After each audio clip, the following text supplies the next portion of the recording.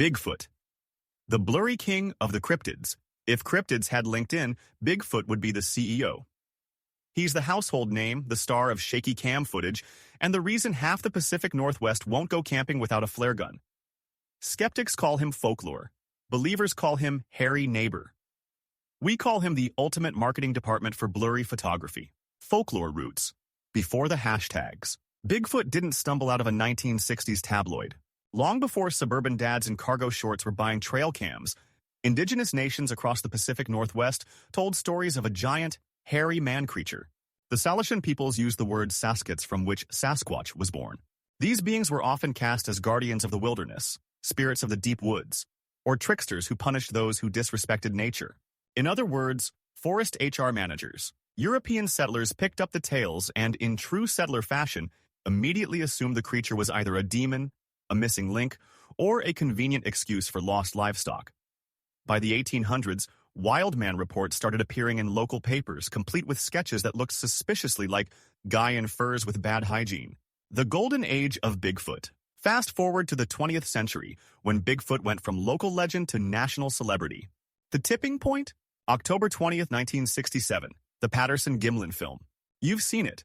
A grainy 59.5-second reel showing a large, hair-covered figure striding across a clearing in Bluff Creek, California. That casual over-the-shoulder glance? Pure icon. The strut? Runway ready. Was it a person in a gorilla suit? Was it proof of a new species? Or was it just the universe's first viral GIF? The film ignited a frenzy. Reporters, adventurers, and opportunists flocked to Northern California. By the 1970s, Bigfoot sightings were so common you could barely buy milk without someone claiming they saw him in the dairy aisle. County fairs, roadside attractions, and cryptid clubs popped up faster than you can say grainy photo. Hoaxes, hoof prints, and hilarious confessions. With great fame comes great prank potential. Enter Ray Wallace, a logging company owner who, in 1958, allegedly left giant wooden footprints around work sites. After his death in 2002, his family revealed the carved wooden feet he'd used, essentially making him the Banksy of fake cryptids. But even after that revelation, Bigfoot believers doubled down. Sure, Wallace faked some prints, but he didn't fake all of them. Classic cryptid logic. Other hoaxes included hair samples later identified as horsehair, bears, or the occasional human wig. At least one Bigfoot skull turned out to be a gorilla mask buried in dirt. To this day, pranksters still churn out blurry TikToks of suspicious silhouettes lumbering across campgrounds, proving that hoaxes never die. They just migrate platforms. Science versus Sasquatch. Biologists, unsurprisingly, remain skeptical. The main argument: there's no fossil record of such a giant ape in North America. No confirmed scat, no bodies, no bones, just stories and the occasional footprint. Scientists argue that a breeding population of such creatures would leave behind clear evidence. Cryptozoologists counter, absence of evidence isn't evidence of absence, which is exactly what you say when you lose your car keys but don't want to admit it. Still, labs occasionally receive alleged Bigfoot samples, tufts of fur, droppings, or mysterious fluids. DNA analysis inevitably reveals cow, dog, or the janitor's hair. Every time science shoots down a sample, believers shrug and say, well, it was obviously contaminated.